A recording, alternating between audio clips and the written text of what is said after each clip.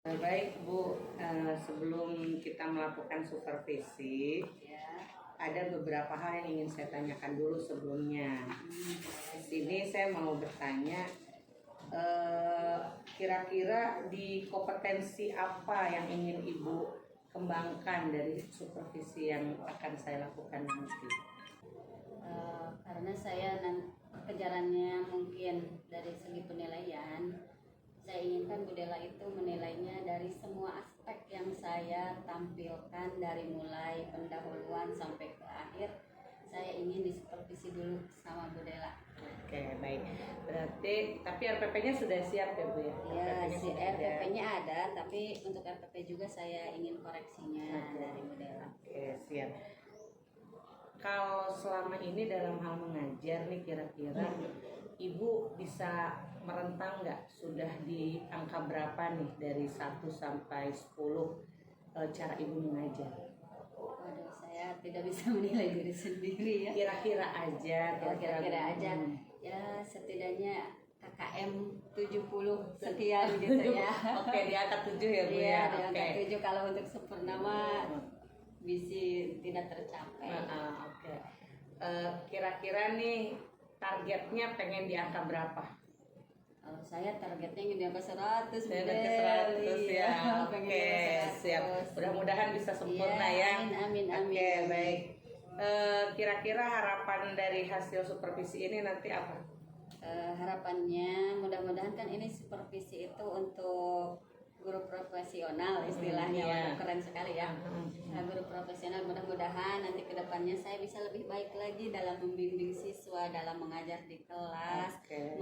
Mengembangkan RPP-nya dengan pokoknya lebih meningkat Iya. dari sebelum-sebelumnya. Amin. Baik. Gitu.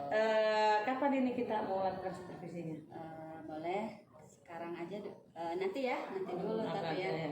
Nanti Ibu saya ada kasih persiapan dulu. Oke, gitu ya. nanti Ibu kasih tahu saya saja kalau misalnya sudah siap mau Iya, supervisi ya. siap. Oke, ya gitu aja Ibu. Lainnya Iya, nanti iya. tinggal dikomunikasikan aja. Terima kasih ya Bu Dela ya. Ya, oke, sama-sama. Assalamualaikum warahmatullahi wabarakatuh.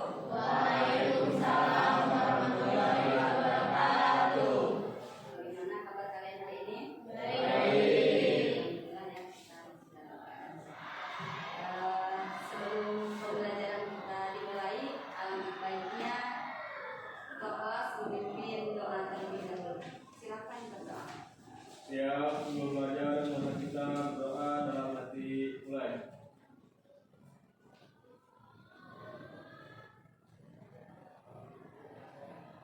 Selesai, ucapkan salam. Waalaikumsalam warahmatullahi wabarakatuh. Baiklah, sebelum pembelajaran kita dimulai, alangkah baiknya Ibu akan melihat dulu kebersihan kelas kita. Yang di bawah bangkunya atau yang di samping tempat duduknya ada sampah. Silakan diambil dan dimasukkan dulu ke tempat sampah yang ada di luar.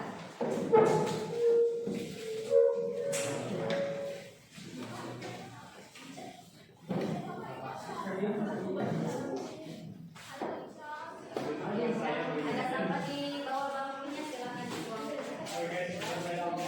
Kelas sudah bersih kelasnya? Kelas kita bersih dan juga ingin melihat kerapihan dari pakaian kalian. Kita tahu ada yang kancingnya lepas atau ada yang kancingnya salah posisi ya. Silakan dirapikan dulu, atau bajunya mungkin laki-laki biasanya bolong dulu. Kalau celananya bolong nanti aja di rumah. Sudah rapi bajunya? Rambutnya rapi? Sudah pada mandi ya? Belum. Ya. Hari ini siapa yang tidak hadir? Maya. Halo kemana? Sakit apa? Ada yang tahu tidak? Sakit hati. Kalau Maya kemana? Izin.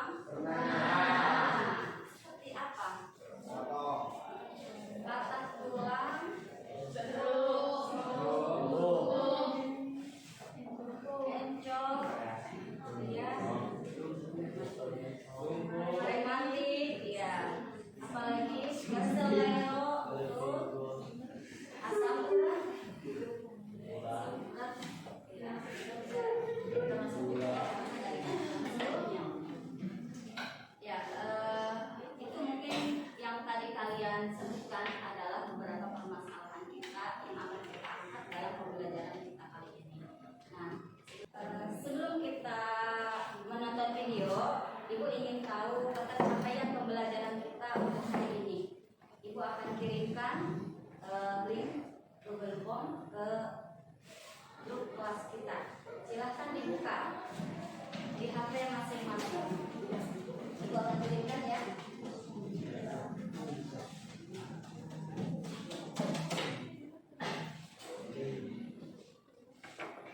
Sudah ada?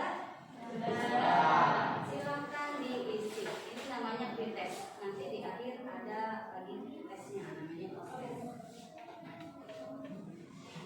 Ibu kasih waktu 3 menit cukup? Atau 3 menit aja ya? Baik Bu. Silahkan jadi kerjakan. Ya, sudah habis waktunya. Kita lanjutkan ke tujuan pembelajaran kita untuk hari ini. Tujuan pembelajaran kita hari ini adalah melalui pendekatan saintifik dengan menggunakan metode PBL, Problem-Based Learning. Peserta didik dapat menganalisis kelainan-kelainan yang terjadi pada sistem gerak dengan tepat, sehingga peserta didik dapat membangun kesadaran akan kebesaran Tuhan Yang Maha Esa, menimbulkan perilaku disiplin, aktif, bertanggung jawab, dan bekerja sama. Itu salah satu tujuan yang harus kita capai untuk pembelajaran hari ini. Nah, setelah kalian tadi di soal mungkin ada soal yang berkaitan dengan kelainan pada sistem gerak. Ya. Silakan Ibu kirim lagi. Di sini ada link video di grup kelas. Kalian dituntut untuk mengamati video tersebut. Setelah itu nanti ditanggapi, ada 2 atau 3 orang yang harus menanggapi dari isi video tersebut. Ibu kirim di link kelas ya.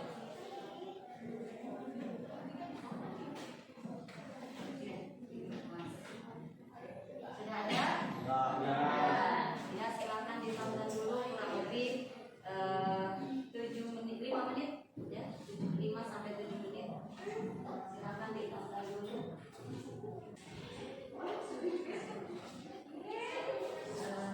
Ya, sudah selesai mengamati videonya, menonton videonya. Ada yang mau memberikan tanggapan 2 orang atau 3 orang?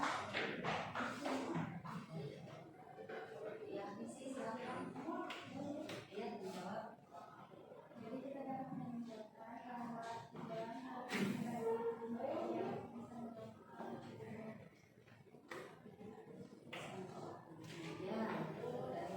nah, baiklah. Langkah selanjutnya, silakan kalian nanti Ibu bagi kelompok berdasarkan hasil pretest yang tadi ya. Yang Ibu sebutkan namanya, nanti silakan membentuk kelompoknya. Ini kelompok 1, kelompok 2, 3, 4, 5, dan 6. Ya, kelompok 1. Dede Yoga, Aldo, Airin, Amanda, Mayang, sama Sri. Silakan bergabung di sebelah sini. Kelompok berdasarkan hasil pretest tadi. Ini nanti kelompok 1 menanggapi kelompok 2 ditanggapi oleh kelompok 1.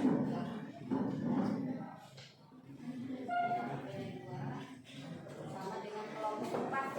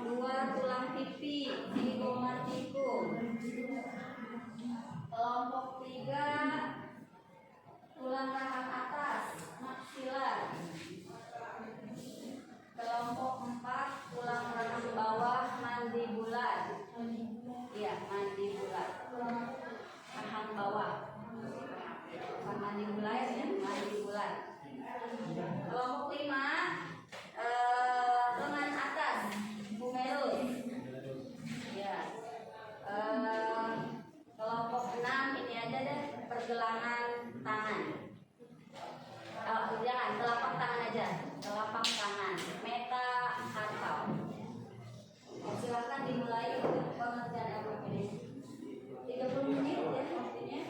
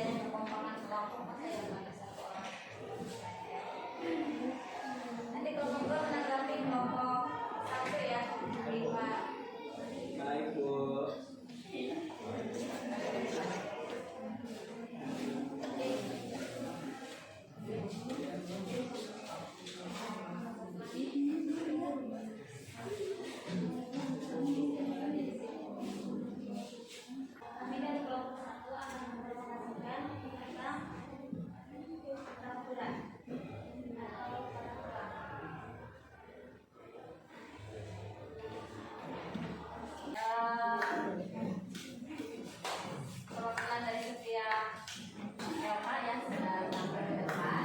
Di sini Ibu tuliskan 2 LKPD. LKPD 1 tentang prakura atau prakura yang nilainya kelainan pada susunan tulang belakang adanya kifosis, kondensis, dan koriolisis. Baiklah, kesimpulannya dari kesimpulan dari hasil diskusi kita kali ini, di situ kita membahas tentang kelainan yang terjadi pada sistem gerak. Ternyata bukan saja menyerang pada tulang, tapi juga menyerang pada sendi dan juga pada otot. Sebenarnya tadi yang telah kalian presentasikan ke depan, ada beberapa kelainan yang terjadi pada tulang. Apa saja tadi?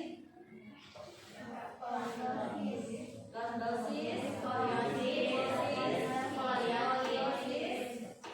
lagi yang lainnya?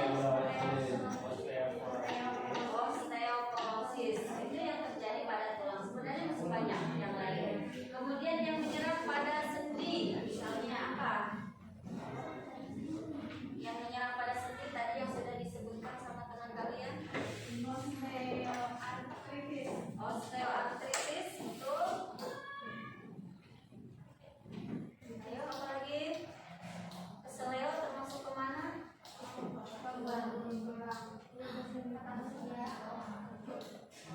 Ataksia, apa lagi?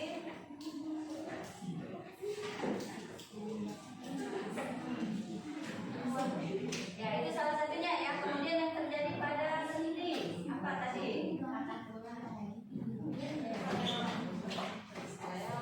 sendi.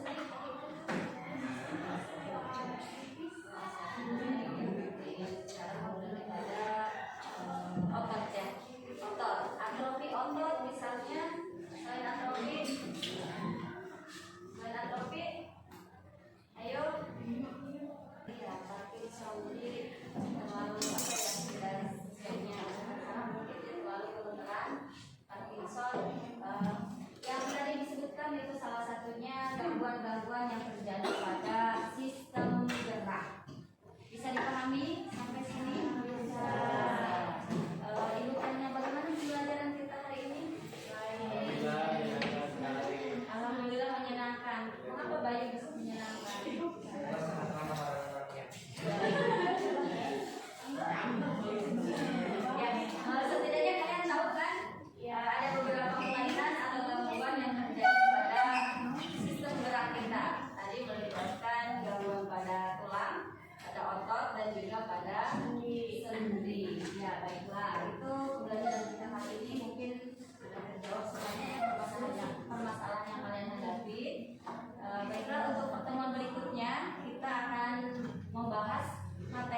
tentang teknologi yang berkaitan dengan penanggulangan atau kelainan yang terjadi pada alat gerak. Ada yang tahu sebelum kita berlanjut ke materi berikutnya?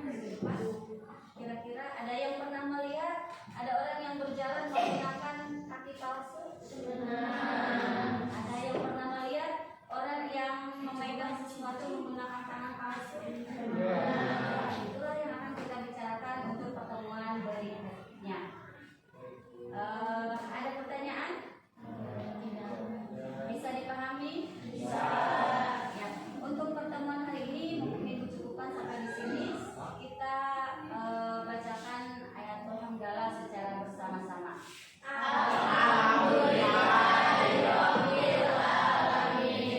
Assalamualaikum warahmatullahi wabarakatuh. Waalaikumsalam warahmatullahi wabarakatuh.